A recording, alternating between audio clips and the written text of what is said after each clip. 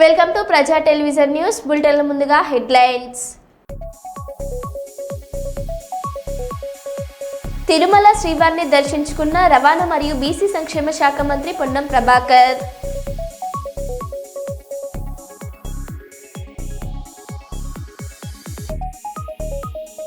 గోషా మహల్లో కుంగిన 5 అంతస్తుల భవనం.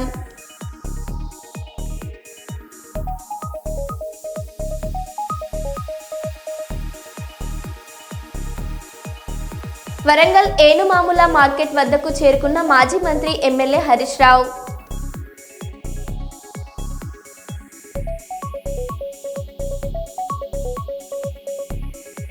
హైదరాబాద్ నగరంలో పట్టపగలే చైల్డ్ స్నాచింగ్.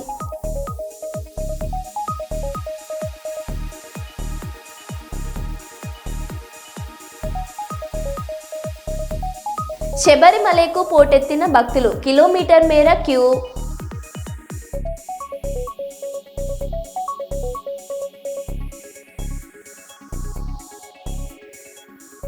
ఇక వివరాల్లోకి వెళ్తే, కవిత ఎవరు వదిలిన బాణమో అందరికీ అర్థమైంది. కవిత జైలుకు వెళ్లడం ఆమె చేసుకున్న కర్మ కాదా? ఎంపీగా ఓడిపోవడం, ఇప్పుడు వెన్నుపోటుదారురాలిగా మిగిలిపోవడం ఆమె చేసుకున్న కర్మ కాదా? కవిత ఇప్పటికైనా ఇలాంటి వ్యాఖ్యలు చేయడం ఆపకపోతే బీఆర్ఎస్ కార్యకర్తలు ఆమె గురించి కూడా మాట్లాడక తప్పదు అని ఎమ్మెల్యే చింత ప్రభాకర్ అన్నారు. నిజామాబాద్లో చెల్లని రూపాయి మెదక్లో ఏ రకంగా చెల్లుతుంది? ఈరోజు మెదక్లో 7 స్థానాలను గెలిపించుకొని హరీష్ రావు గారు ఈ జిల్లా ప్రజల మనసుల్లో నిలిచినటువంటి వ్యక్తి.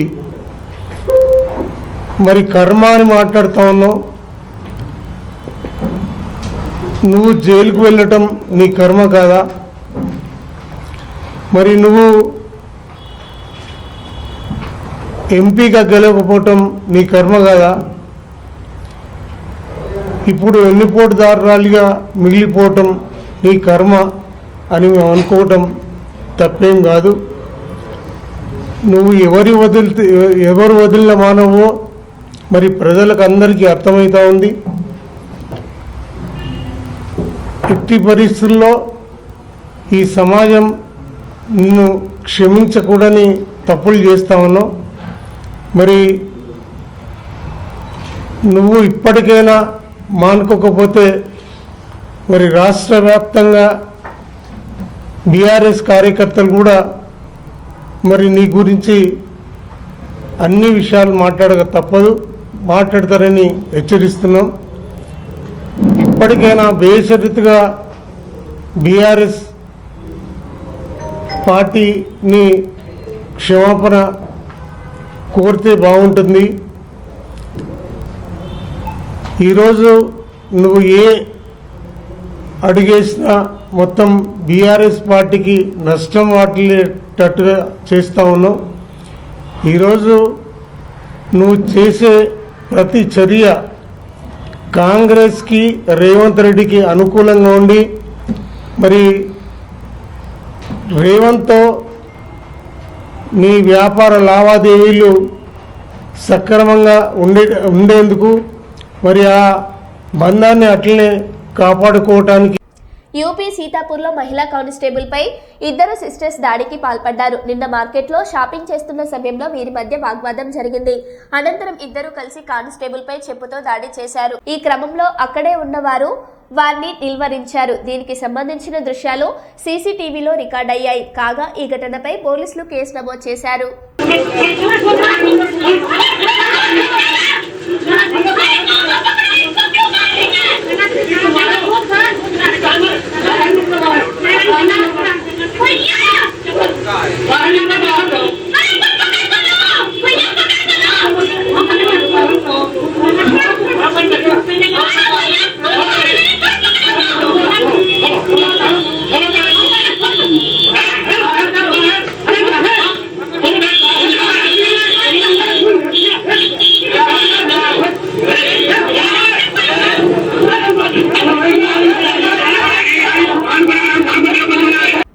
శబరిమల అయ్యప్ప స్వామి ఆలయంలో బంగారం దోపిడీ కేసులో ఎస్ఐటీ దూకుడు పెంచింది. ఇప్పటికే ఈ కేసు సంబంధించి ప్రధాన నిందితుడైన ఉన్ని కృష్ణన్ వాంగ్మూలం ఆధారంగా ఆలయ ఉద్యోగులను విచారిస్తుంది. వార్ బోర్డు మాజీ అధ్యక్షుడు పద్మకుమార్ పై ఆరోపణలు చేశారు. ఆయన ఉన్ని కృష్ణన్ కు అన్ని విషయాల్లో పూర్తి స్వేచ్ఛ ఇచ్చారని తెలిపారు. మరోవైపు ఎస్ఐటి బృందం దేవస్థానంలో బంగారు తాపడం చేసిన ప్రాంతాల్లో శాంపిల్ సేకరించింది.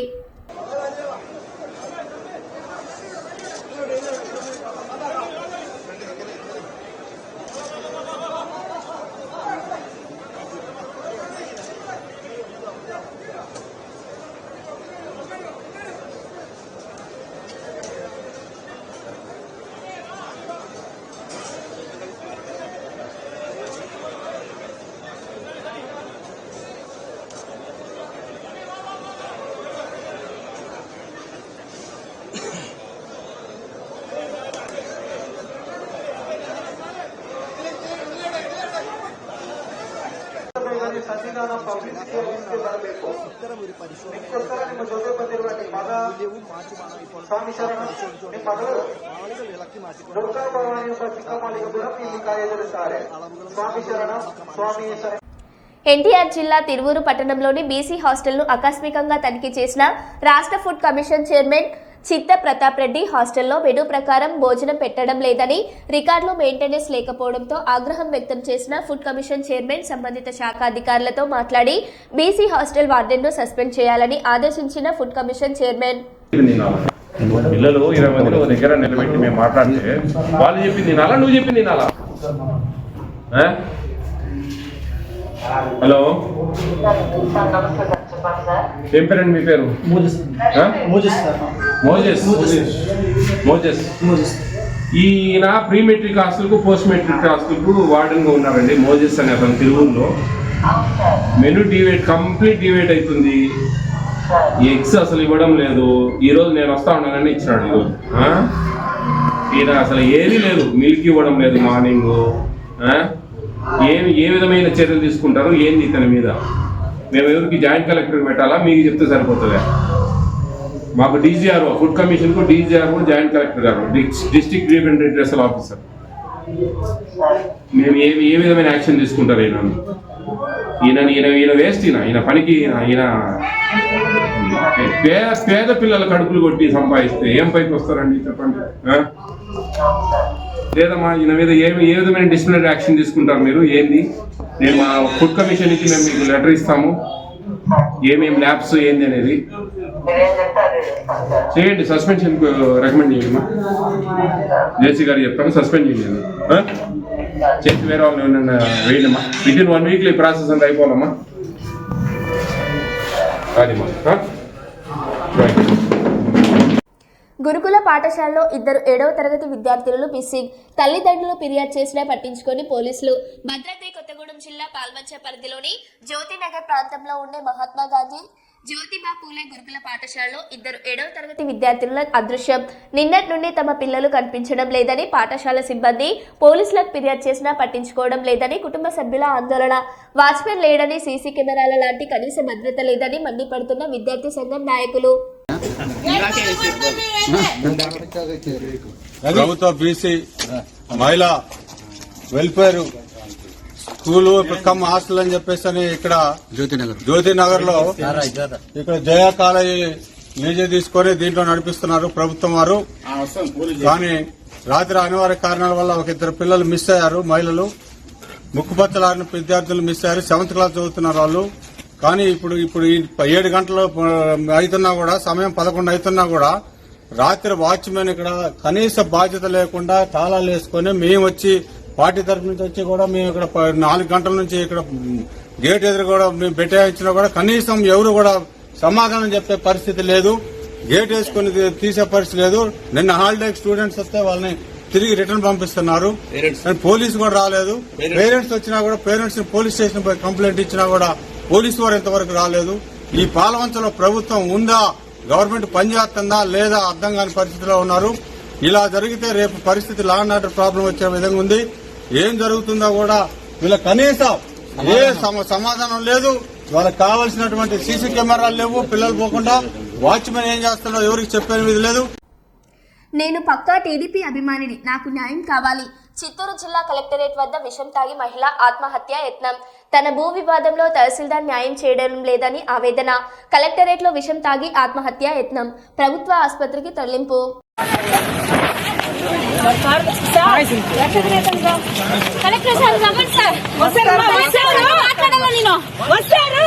ఏమైందమ్మా?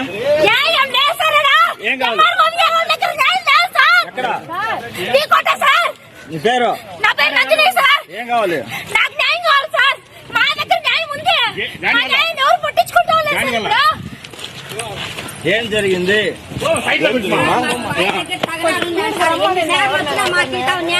నాకు న్యాయం కావాలా? కావాలంటే చంద్రబాబు సార్ దగ్గరికి పోతాము. మేము పక్కా టీడీపీ క్యాండిడేట్ సార్. నాకు న్యాయం కావాలా? మాకు న్యాయం కావాలా? ఎన్నిసార్లు కలెక్టర్ ఆఫీస్ చుట్టూ ఎన్నిసార్లు చూడాలా? నాకేం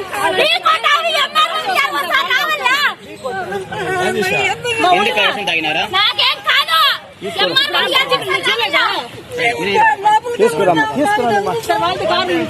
అవునా?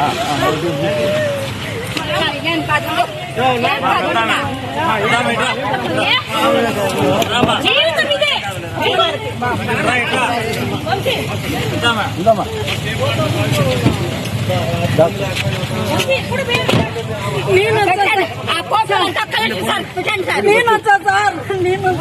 ఏ ఊరమ్మా? మాది మిట్టూరు సార్. మిట్టూరా?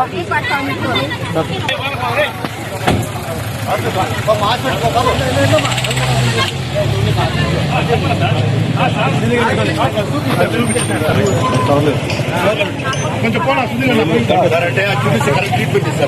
చూపిస్తే హైదరాబాద్ నగరంలో పట్టపగలే చైన్ స్నాచింగ్ జరిగింది. షామీర్పేట పోలీస్ స్టేషన్ పరిధిలోని తూకుంటాలో నడుస్తూ వెళ్తున్న మహిళ మెడలో ధరించిన మంగళసూత్రాన్ని దుండగులు దొంగలించారు. బాధితురాలి ఫిర్యాదు మేరకు పోలీసులు సీసీటీవీ ఫుటేజ్ ఆధారంగా దర్యాప్తు చేస్తున్నారు.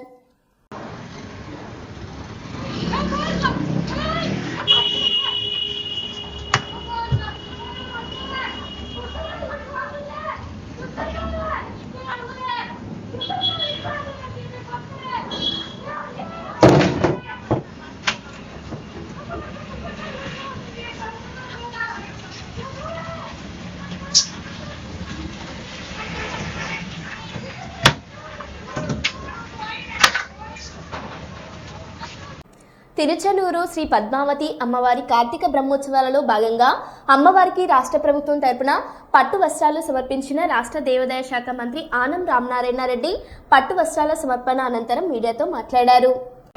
ఈ యొక్క కార్యక్రమాల్లో ప్రతి ఒక్కరం భాగస్వాములు అవ్వాలని చెప్పి గౌరవ ముఖ్యమంత్రి గారు ఇచ్చే సూచనలను ఎప్పటికప్పుడు పాటిస్తూ ఉన్నాం. ముఖ్యంగా ఈరోజు కార్తీక సోమవారం, చివరి సోమవారం. ఈ కార్తీక మాసంలో అనేక ఆలయాల్లో ఇవాళ దేదీప్యమానంగా కార్తీక దీపాలు వెలిగించడం జరిగింది.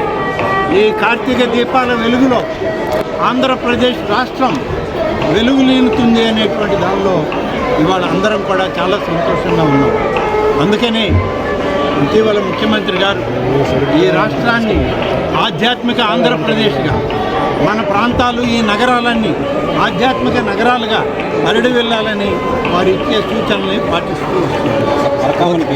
కీలకమైన వ్యక్తి చనిపోవడం కేసు ఎక్కడ ముందుకు ఒక మంచి పర్వదినం. తిరుచానూరు పద్మావతి అమ్మవారి యొక్క బ్రహ్మోత్సవాల్లో రాష్ట్ర ప్రభుత్వం తరఫున, గౌరవ ముఖ్యమంత్రి చంద్రబాబు నాయుడు గారి తరఫున పట్టు వస్త్రాలను సమర్పించేటువంటి మహద్భాగ్యం ఇవాళ నాకు కలిగింది. గడిచిన సంవత్సరం కూడా అమ్మవారికి పట్టు వస్త్రాలని స్వయంగా ముఖ్యమంత్రి గారి ఆదేశాల మేరకు నేనే ఇక్కడికి వచ్చి ఇవ్వడం జరిగింది. ఇది రెండవసారి ఈ అవకాశం. స్థానిక శాసనసభ్యులు నాని గారు, అలాగే సూలూరుపేట శాసనసభ్యులు, తిరుమల తిరుపతి దేవస్థానం యొక్క అధికార యంత్రాంగం అందరితోటి ఈరోజు ఈ మహత్ కార్యంలో పాల్గొనడానికి రావడం జరిగింది. తిరుచానూరు కార్తీక బ్రహ్మోత్సవాలు దాదాపు ఈ మాసం 17వ తారీఖు నుంచి మొదలై 25వ తారీఖు వరకు జరిగే ఈ కార్యక్రమంలో ఈరోజు పట్టు వస్త్రాలను ప్రభుత్వం తరఫున ఇవ్వడం, అదేవిధంగా ఇక్కడ జరిగేటువంటి ఈ కార్యక్రమంలో వచ్చేటువంటి భక్తులు, అలాగే జన రద్దీ, వీటన్నిటికి తగ్గట్టుగా తిరుమల తిరుపతి దేవస్థానం తరఫున ఈ యొక్క అధికార యంత్రాంగం, జిల్లా అధికారులు, స్థానిక శాసనసభ్యులతో సమన్వయం చేసుకొని అన్ని ఏర్పాట్లు కూడా ఇప్పటికే పెద్ద ఎత్తున చేయడం జరిగింది. దాదాపు పంచమి తీర్థం రోజున 50,000 మంది పైన జనం వస్తారని ఇప్పటికే అంచనాలు ఉన్నాయి. కానీ ఒక విషయం మాత్రం మీడియా ద్వారా ఈరోజు చెప్పాల్సినటువంటి అవసరం ఉంది. ముఖ్యంగా కూటమి ప్రభుత్వం, ముఖ్యమంత్రిగా చంద్రబాబు నాయుడు గారు అధికారంలోకి వచ్చాక అన్ని ఆలయాల్లో కూడా భక్తులు రావడం పెరిగింది. అపారమైనటువంటి జన సందోహం ఇవాళ ఆలయాలకు వస్తున్నారు. భక్తి ప్రపత్తులతో అమ్మవార్లని, స్వామివార్లని వాళ్ళు పూజిస్తూ వస్తూ ఉన్నారు. ఇప్పటికే దాదాపు 30-40% ఆలయాల్లో ఈ యొక్క భక్తుల రద్దీ పెరిగింది అని చెప్పడానికి ఎటువంటి ఇబ్బంది లేదు. ఆ విధంగా అన్ని ఏర్పాట్లు కూడా మేము కూడా అన్ని ఆలయాల్లో పెంచి చేస్తూ వస్తూ ఉన్నాం. ఇవాళ ముఖ్యమంత్రి గారి ఆదేశాలతో టీటీడీ ఆలయాలు, అలాగే ప్రధాన ఆలయాలు ఈ రాష్ట్రాల్లో ఉన్నటువంటి ఆదాయ వనరులు ఏర్పడినటువంటి రాష్ట్రాల్లో ఉన్న ఆలయాలన్నింటిలో కూడా అన్నప్రసాద వితరణ చేయాలి అని చెప్పి ముఖ్యమంత్రి గారు ఆదేశాలు ఇచ్చారు. ఇప్పటికే మేము అన్ని ఆలయాల్లో అన్నప్రసాద వితరణ ప్రారంభించాం, పనులు జరుగుతూ ఉన్నాయి. తిరుమల తిరుపతి దేవస్థానానికి సంబంధించిన ఈ ఆలయాల్లో కూడా అన్నప్రసాద వితరణ అన్ని ప్రాంతాల్లో కూడా చేయడం జరుగుతుంది. గౌరవనీయులు భారత రాష్ట్రపతి శ్రీమతి ద్రౌపది ముర్ము గారు 20వ తారీఖు ఉదయం ఆమె ఢిల్లీ నుంచి బయలుదేరి తిరుపతి విమానాశ్రయానికి వచ్చి తిరుచానూరు అమ్మవారి ఆశీస్సుల కొరకు ఇక్కడికి రాబోతూ ఉంది.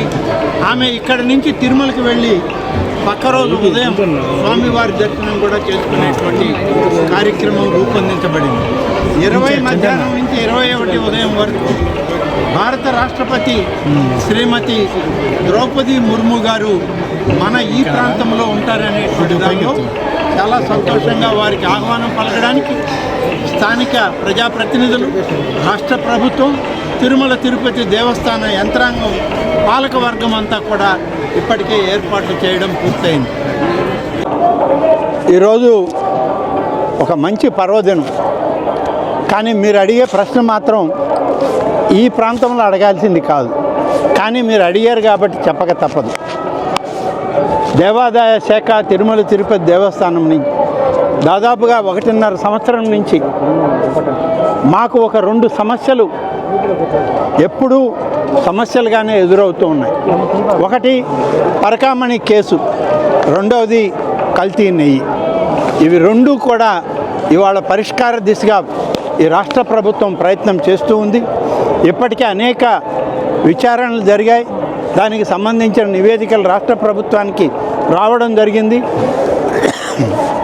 నివేదికల్లో ఏ తప్పు అయితే చూపించడం, ఎత్తి చెప్పడం జరిగిందో వాళ్ళ మీద చర్యలు మాత్రం తప్పనిసరిగా తీసుకోవడం ఈ రాష్ట్ర ప్రభుత్వ బాధ్యత తీసుకుంటుంది కూడా అని ఈ సందర్భంగా చెప్పారు. పరకామణి కేసులో ఉన్నటువంటి రవికుమార్కి ఏమన్నా భద్రత ఏమన్నా ఇచ్చే అవసరాలను బట్టి ఎవరికి భద్రత ఇవ్వాలన్నా ఇవ్వడానికి తప్పనిసరిగా అవసరమైతే ఆ శాఖల యొక్క నివేదికలను ఆధారం చేసుకొని ఇవ్వడం జరుగుతుంది. ఇప్పటికే ఒకరు చనిపోవడం అయితే జరిగింది.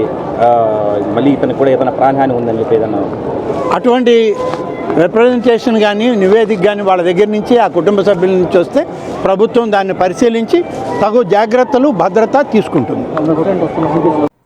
రంగారెడ్డి జిల్లా షాద్నగర్లో దళిత యువకుడు రాజశేఖర్ను కిడ్నాప్ చేసి హత్య చేసి శవాన్ని అడవిలో దహనం చేసిన కేసులో పోలీసులు కీలక పురోగతి సాధించారు. తమ్ముడి ప్రేమ వ్యవహారానికి సహకరించాడనే కోపంతో ప్రధాన నిందితుడు కాగుల వెంకటేష్తో సహా 8 మంది హత్య చేసినట్లు దర్యాప్తులో బయటపడింది. డిసెంబర్ 12 రాత్రి రాజశేఖర్ను ఇంటి ముందు నుంచి వెతుకెళ్లిన నిందితులు ఇన్నోవా కారులోనే గొంతు కోసి నైలాన్ తాడుతో బిగించి హతమార్చినట్లు పోలీసులు తెలిపారు. తర్వాత నవాబ్పేట అడవి ప్రాంతంలో ముందుగానే తెచ్చుకున్న 6 లీటర్ల పెట్రోల్ పోసి శవాన్ని దహనం చేశారు. 7 మందిని అరెస్ట్ చేసి రిమాండ్కు తరలించగా గణేష్ అనే నిందితుడు పరారీలో ఉన్నాడు. నిందితుల వద్ద నుంచి ఇన్నోవా కార్, బైక్లు, నగదు, సెల్ ఫోన్తో పాటు వెంకటేష్ వద్ద ఉన్న ఒక వీడియో ప్రెస్ ఐడి కార్డు కూడా పోలీసులు స్వాధీనం చేసుకున్నారు.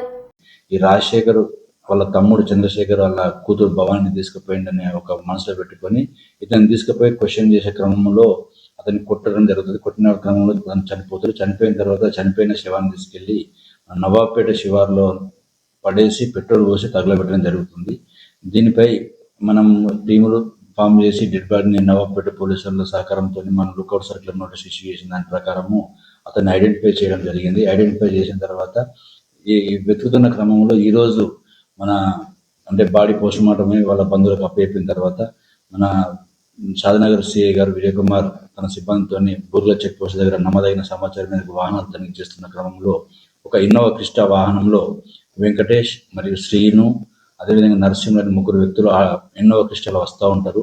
వాళ్ళని ఆపి తనిఖీ చేయగా వాళ్ళు ఈ అఫెన్స్ చేసి వాళ్ళ కూతురును వాళ్ళ తమ్ముడు ఎత్తుకపోయిండు, దాంట్లో ఈయన పాత్ర ఎక్కువ ఉందన్నది మనసులో పెట్టుకొని ఈ విధంగా చేసిన అని చెప్పి ఒప్పుకోగానే తను నాకు ఇన్ఫర్మేషన్ చేయగానే వెళ్ళి వాళ్ళను అదుపులో తీసుకొని అరెస్ట్ చేయడం జరిగింది. వారి వద్ద నుంచి ఒక ఇన్నోవా క్రిస్టా కారు, అదేవిధంగా ఒక cell phone, press ID card, ప్రజామాల్ పైన ఒక ప్రెస్ ఐడి కార్డు ఉంది ఆయన దగ్గర, అదొకటి. అదేవిధంగా ఆర్సీ డాక్యుమెంటు 5000 రూపీస్ వాళ్ళ వద్ద స్వాధీనపరచుకొని, అదేవిధంగా వాళ్ళు రాజశేఖర్ చంపడానికి ఉపయోగించిన నైలాన్ తాడును కూడా స్వాధీనపరచడం జరిగింది. ఇదే క్రమంలో మా టీంలో ఏదైతే డిప్యూటీ చేసిన టీంలో వాళ్ళు సురేష్, ఈ వెంకటేష్ బావమరిది ఆ రోజు హత్య చేస్తాను ఎవరినైనా హత్య చేయాలనే ఉద్దేశంతో ప్రిపేర్ అయినప్పుడు దానికి సంబంధించిన నైలాన్ తాడు, అదేవిధంగా పెట్రోల్ కొన్ని ఆ బండ్లో పెట్టడం జరిగింది. అతను కూడా మా టీం పోయి పట్టుకొచ్చారు. సురేష్ అదుపులో తీసుకున్నాం. ఆయనే కాకుండా ఈ రాఘవేందర్ అండ్ శ్రీకాంత్ అనే 2 వ్యక్తులు కూడా వీళ్ళకు సహకరించి రాజశేఖర్ ఇల్లు చూపించి ఈ కుట్రలో భాగం పంచుకున్నారు. వీరే కాకుండా ఈ వెంకటేష్ తండ్రి రాములు అనే ఎవరైతే ఉన్నారో అతడు కూడా ఈ మన కులం యాదవ్, తర్వాత వాళ్ళు దళితులు అనే ఒక దాంతో ఈ కొడుకుని ఇన్వెస్టిగేట్ ఎక్కువ ప్రోత్సహించింది కాబట్టి ఇతన్ని మొత్తం 7 మెంబర్స్ను అదుపులో తీసుకొని కోర్టుకు పంపడం జరుగుతుంది. ఇందులో ఒక ఇన్నోవా క్రిస్టా కారు, ఒక టవేరా కారు, అదేవిధంగా 2 మోటార్ సైకిళ్ళు, ఒక 6,500 రూపీస్ క్యాష్, సెల్ ఫోన్ ఇవన్నీ స్వాధీనపరుచుకొని ఈ నిందితులందరినీ కూడా కోర్టులో హాజరుపరచడం జరుగుతుంది. గతంలో ఉన్న కేసులు మళ్ళీ మేము వెరిఫై చేస్తాము. ఐపీ పెట్టిన కేసు ఉందని తెలిసింది. ఇంకా వేరే కేసులు ఏమన్నా వెరిఫై చేస్తాం. చంపినాక పెట్రోల్ చంపిన తర్వాతనే పెట్రోల్ పోసి పెట్టారు. వరంగల్ ఏన్మాముల మార్కెట్ వద్దకు చేరుకున్న మాజీ మంత్రి ఎమ్మెల్యే హరీష్ రావు పత్తి రైతులను కలిసి వారి సమస్యలను అడిగి తెలుసుకుంటున్న హరీష్ రావు ఉమ్మడి వరంగల్ జిల్లా బీఆర్ఎస్ నాయకులు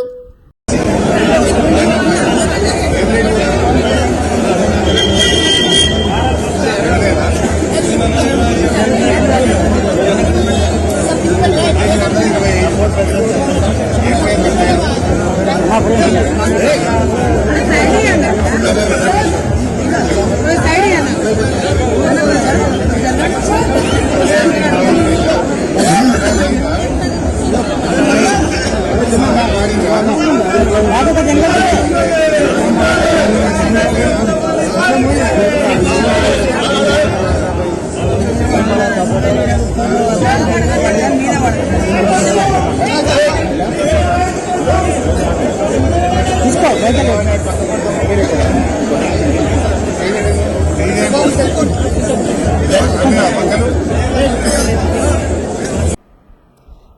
జిల్లాలో మాజీ ముఖ్యమంత్రి ఎమ్మెల్యే హరీష్ రావు మంగళవారం పర్యటించారు. ఈ సందర్భంగా ఏనుమాముల మార్కెట్ వద్దకు చేరుకొని పత్తి రైతులతో మాట్లాడారు.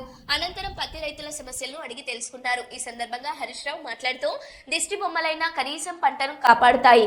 16 మంది బీజేపీ కాంగ్రెస్ ఎంపీలు ఉండి కూడా రైతుల గురించి ఒక్క మాట మాట్లాడారని విమర్శలు చేశారు. పత్తి రైతులు ఆత్మహత్యలు చేసుకుంటుంటే ఈ ప్రభుత్వాలకు కనికరం కూడా లేదా అని మండిపడ్డారు. కాంగ్రెస్ ఎంపీలు నోరు తెరిస్తే కేసీఆర్ బీఆర్ఎస్ పార్టీని తిట్టడమే సరిపోతుందని హరీష్ రావు అన్నారు. ఆ పంట పొలాల్లో ఉండే దిష్టి బొమ్మలు మీకంటే నయం. కనీసం ఆ దిష్టి బొమ్మలన్నా ఆ కోతులు రాకుండానో, అడవి పందులు రాకుండానో, పక్షులు రాకుండానో ఆ దిష్టి బొమ్మలు పనిచేస్తాయి. మీరేం లాభం? 8 మంది ఎంపీలు గెలిచి ఒక్కసారి నోరు విప్పరు, పత్తి రైతుల గురించి మాట్లాడరు, కేంద్ర ప్రభుత్వాన్ని ప్రశ్నించరు. ఇక 8 మంది కాంగ్రెస్ ఎంపీలు గెలిచిండ్రు. ఎంతసేపు కేసీఆర్ ను తిట్టుడు, బీఆర్ఎస్ ను తిట్టుడే. మీరు ఎన్నడన్నా పత్తి రై ఎందుకు గొంటలేరు అని పార్లమెంట్ లో 8 మంది కాంగ్రెస్ ఎంపీలు నిలదీశారా? ప్రశ్నించారా? కాంగ్రెస్ ప్రశ్నించదు, బీజేపీ అడగదు. ఇవాళ బీజేపీ ప్రభుత్వము బడా బడా పారిశ్రామికవేత్తలకు 1,00,000 కోట్ల రూపాయల రుణమాఫీ చేశారు. 1,00,000 కోట్లు మాఫీ చేశారు. మరి మా రైతులకు ఎందుకు చేయరు? బీజేపీ ప్రభుత్వం 1,00,000 కోట్లు బడా పారిశ్రామికవేత్తలకు మాఫీ చేశారు. మా పేద రైతులకు ఎందుకు చేయరు? ఇలా పత్తి పండించేదే ఎక్కువ గిరిజన రైతులు, బీసీ రైతులు, దళిత రైతులు, పేద వర్గాల రైతులే పత్తి పండిస్తా ఉంటారు. ఇలా కేంద్ర ప్రభుత్వం ఎట్లుందంటే విదేశాల నుంచి పత్తి దిగుమతి చేసుకుంటే అక్కడ మాత్రం నిబంధనలు సవరించి 11% ఏదైతే పత్తి మీద ట్యాక్స్ ఉండనో దాన్ని రద్దు చేశారు. దిగుమతి సుంకాన్ని రద్దు చేసి విదేశాల నుంచి ఇబ్బడి ముబ్బడిగా పత్తిని భారతదేశంలోకి తెస్తా ఉన్నారు. దాంతో పత్తికి, మన రైతులు పండించిన పత్తికి డిమాండ్ తగ్గింది. వ్యాపారస్తులు కొనడం లేదు. 8,100కు అమ్మాల్సిన పత్తి వ్యాపారస్తులు 5,000-6,000కు కూడా కొంటలేరు. ఏమైందయ్యా అంటే మోడీ గారి ప్రభుత్వం విదేశాల నుంచి పత్తిని తెస్తా ఉంది. దిగుమతి సుంకాన్ని రద్దు చేసింది బీజేపీ ప్రభుత్వం.